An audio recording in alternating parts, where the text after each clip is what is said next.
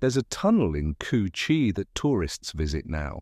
They widen the passages before they let paying customers in. They have to. The original dimensions were built for Vietnamese frames, 4 feet wide, 3 feet tall, and no one who paid for a tour bus from Ho Chi Minh City wants to find out what it actually felt like to be inside one. You crawl through the widened version, take photos in the dark, and come out the other side into sunlight and a gift shop selling t-shirts. What you don't get, what no tour package has ever found a way to sell, is the specific quality of silence that existed in the original.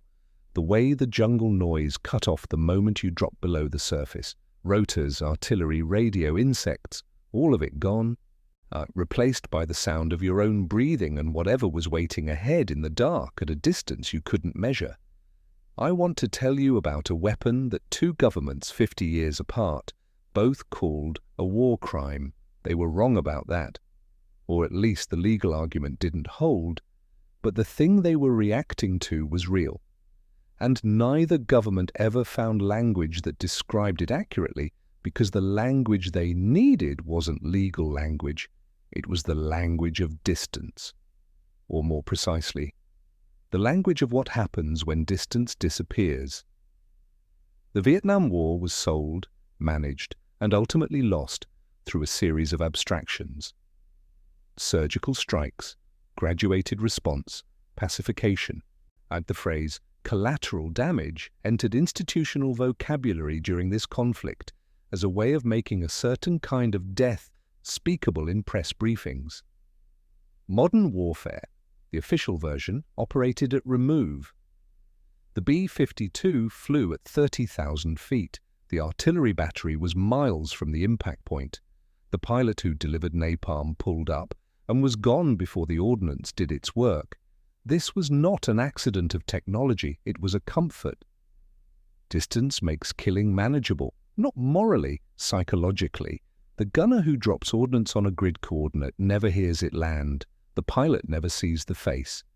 The chain of command runs long enough that the person at the top and the person at the point of impact are separated by so many layers of bureaucracy, rank, and physical space that what connects them is paperwork rather than experience. The shotgun destroyed all of that, and that, not the pellet count, not the wound profile, not the technical specifications, is what made two separate governments call it a war crime. Here's where I need to give you the terrain, because the terrain is everything. 40% of infantry firefights in Vietnam began within 50 meters.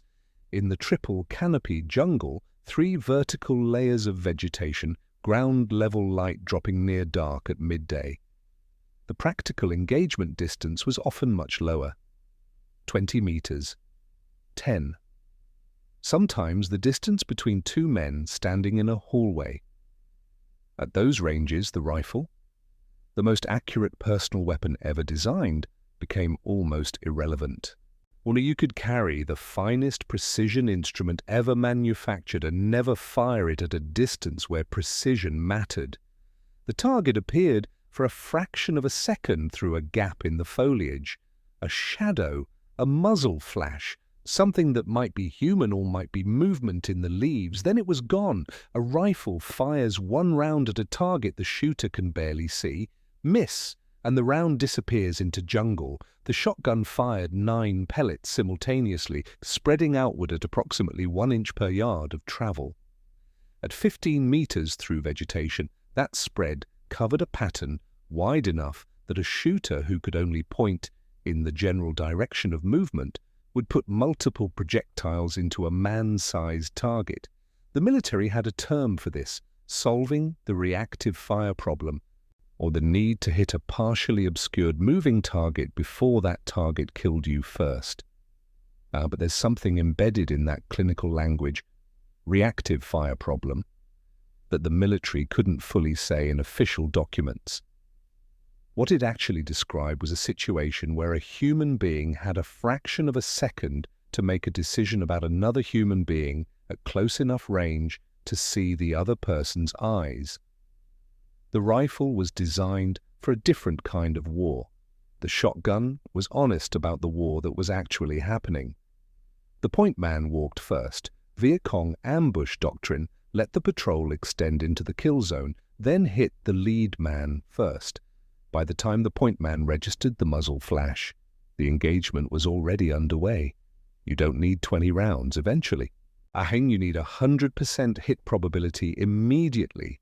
The shotgun solved that problem through arithmetic. 1 trigger pull, 9 pellets. Into the space where a target had just appeared and would disappear in another half second. By 1967, most experienced platoon leaders were requesting shotguns for the point position. Not because field manuals prescribed it, because the math prescribed it. Lieutenant Michael Kobalich, 25th Infantry Division, described what he called zero-distance reactive fire. The kind of shooting, he said, where you don't aim, you point, because the man you're trying to kill appeared a half second ago, and aiming requires time you do not have. The difference between a rifle and a shotgun at that distance, in his account, was the difference between firing at a target and firing into a space. And here is where the institutional record gets interesting. The military delivered 22,000 Ithaca Model 37s starting in 1962. They treated them as specialty items, not standard issue, not doctrine, specialty. The Ithaca 37 was a riot gun, a civilian tool. Formally standardizing it, building doctrine around it, investing in its development, meant admitting that all the money spent on high-velocity rifle ballistics had failed to account for a man standing 5 feet away in the mud. That admission never came. The men who needed the weapon scrounged for it. The institution that sent them into the jungle looked the other way. The most widely used American combat shotgun of the war is almost entirely forgotten today. The Stevens 77E, roughly 50,000 produced. Many issued to South Vietnamese forces with shortened stocks to fit smaller frames. The most widely procured combat shotgun of the entire conflict. And it exists in almost no documentary record that civilian audiences encounter. Before I go further, let me explain something. Survivorship bias is the reason we only hear certain stories about certain weapons. We study the outcomes that were documented, the weapons that were formally adopted, the battles that made the official record. The stories that didn't get written down, because the men involved were using scrounged civilian tools the institution didn't want to formally acknowledge, those disappear. The history we inherit is by definition the survivable version. The version that made it through institutional curation. Not modern analogy. You only read startup success stories because failed startups don't write best-selling books. The shotgun's operational history in Vietnam is what you find when you look at the stories that almost didn't survive. The reason this matters here is that the Stevens 77E, the improvised duckbills, the sawed-off Ithacas bought from helicopter pilots, none of this was supposed to exist in the official record. It exists anyway. And that gap between what the institution documented and what the men actually carried is where the real history of this weapon lives. If you want to see where that gap was widest, you have to look at Navy SEAL Teams 1 and 2 in the Mekong Delta.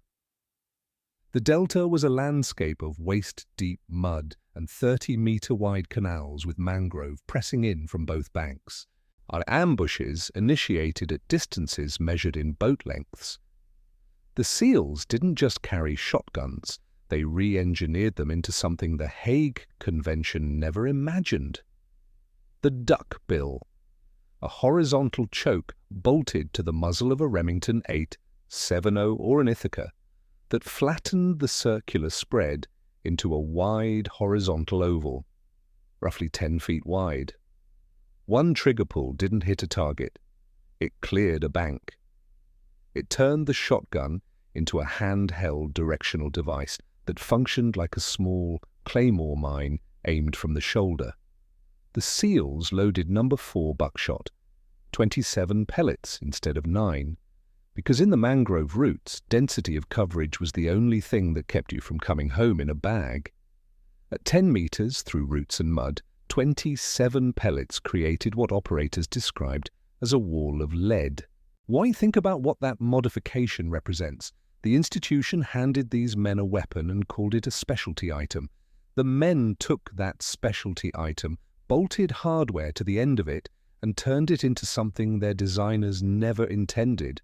Not because they were being creative, because the war they were actually fighting bore no resemblance to the war the institution had prepared them for. The duck bill wasn't a clever modification. It was a confession. I'll be honest. When I started working through this material, I was going to frame this as a story about legal absurdity. A war that produced Agent Orange and carpet bombing and napalm, and somehow a pump-action shotgun, became the thing that crossed the diplomatic line. The irony felt like the whole story. Then I found Rivera's account. And I went back and read both sets of diplomatic cables, the 1918 German protest and the 1960s North Vietnamese protest, and I noticed something.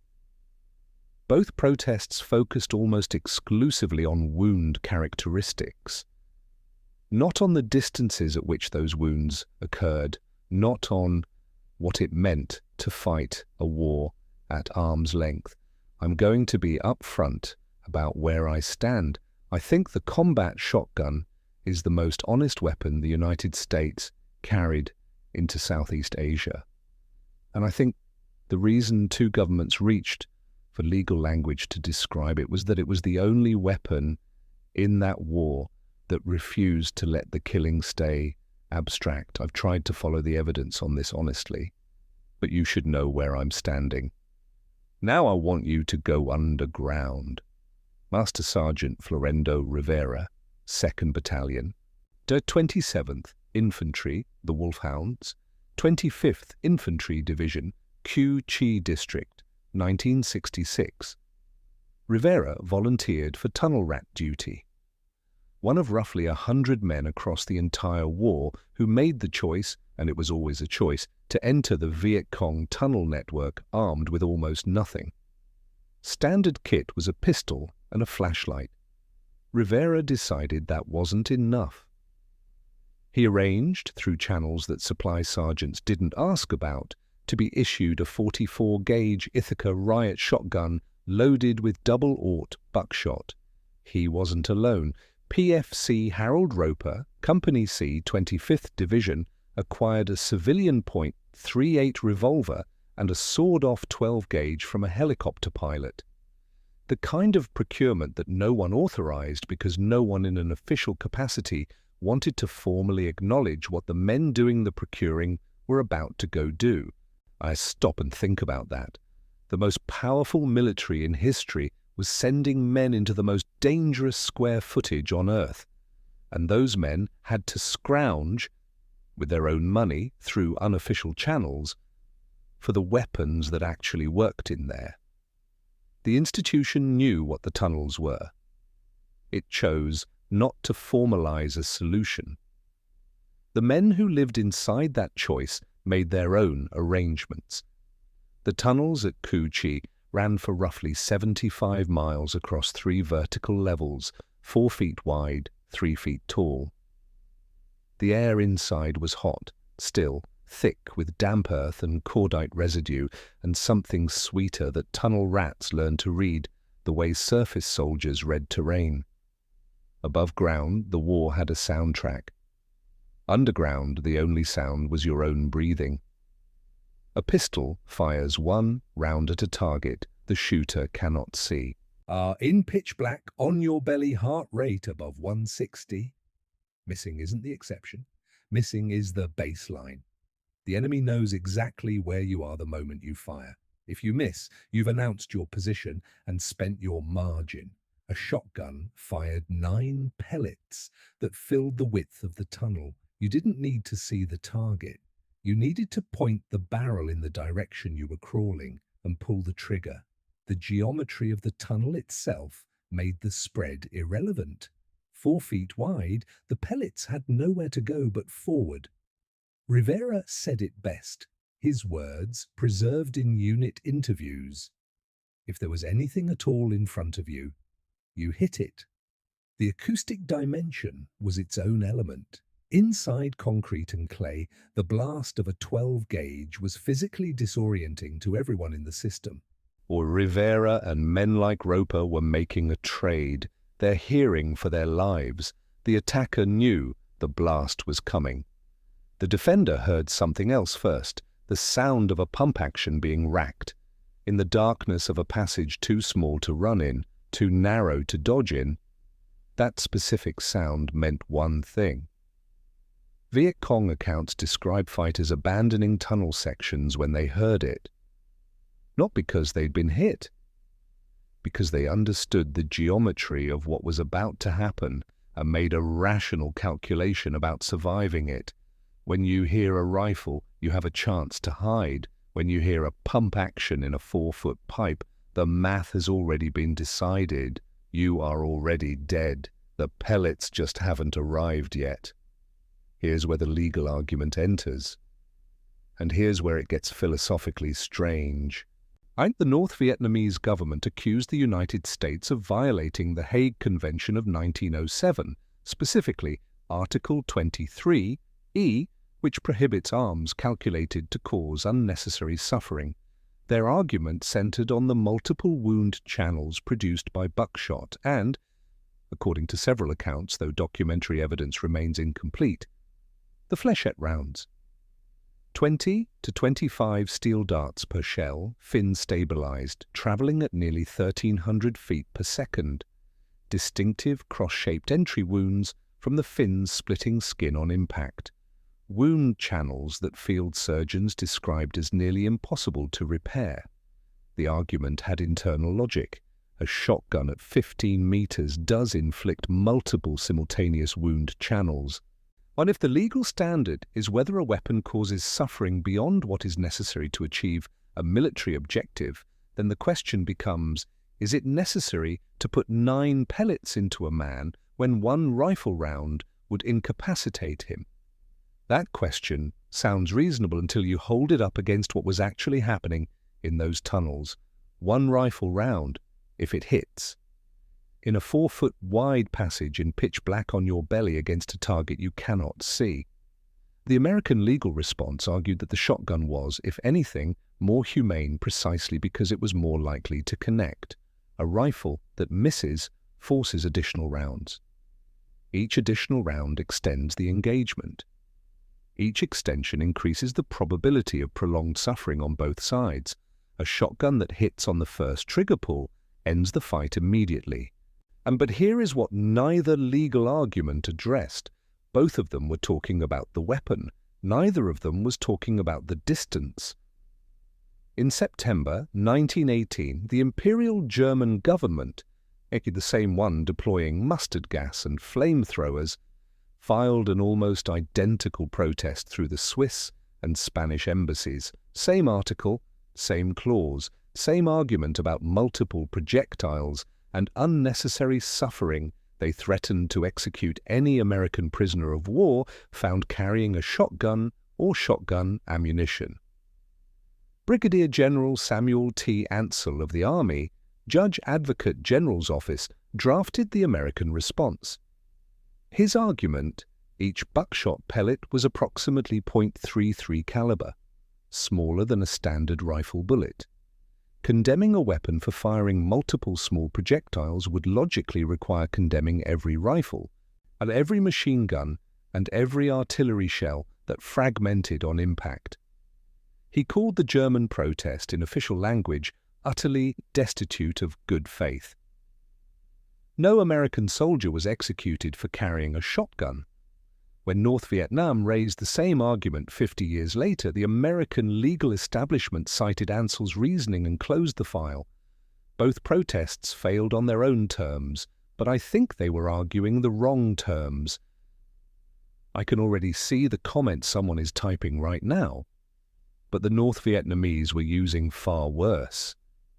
Punji stakes, tunnel booby traps, weapons designed specifically to maim.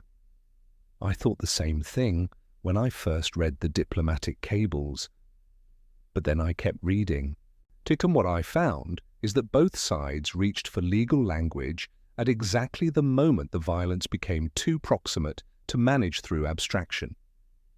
The German protest in 1918 came after trench warfare had already collapsed the distance between armies to yards. The North Vietnamese protest came from a conflict being fought in tunnels and jungle at ranges where you could hear the other man breathe. The legal argument wasn't really about the weapon. It was about the distance, and neither government had a clause in any convention that addressed that. If you've made it this far, I want you to hold two things at once. The shotgun was legally defensible. Every serious authority on international humanitarian law agrees. No post-Vietnam treaty has singled out shotguns or fléchette rounds for prohibition. Like the lawyers on both sides in 1918 and in the 1960s were, strictly speaking, right about the technical legal question. And the thing they were reacting to was also real. A B-52 kills from 30,000 feet. The crew files a report. An artillery shell kills from miles away. The gunner logs the coordinates. A shotgun kills at 15 meters, close enough to see the face, close enough to hear what happens, close enough that the man who pulled the trigger walks past the result on the way to the next position. The shotgun didn't introduce a new kind of lethality to Vietnam. What it introduced was a new kind of proximity. And proximity, in a war being managed through abstraction, sold through sanitized language, or fought at distances calculated to keep the psychological reality of it from becoming a political problem. Proximity was the one thing the system could not absorb. If that's the kind of history that stays with you, there's a piece on this channel about what the military specifically redesigned after Cu Chi, the Mossberg 590, the M26 modular system, the lineage from Rivera's improvised kit to purpose-built configurations that trace directly to what those men figured out on their own in the dark. The engineers studied the lessons. The question is, whether the institutions ever studied the harder thing. That video is up next. With the tunnels at Cu Chi are a tourist attraction now, the passages have been widened, the trapdoors are propped open, visitors crawl through on their hands and knees, take photos, even emerge, blinking into sunlight to buy souvenir t-shirts at the gift shop. Rivera survived. He came home. The record doesn't say much about what followed. It rarely does for the men who did the work nobody wanted to document. What it preserved is his voice. One sentence, the most honest sentence in the documentary record of that war. If there was anything at all in front of you, you hit it. Two governments filed legal protests, both lost.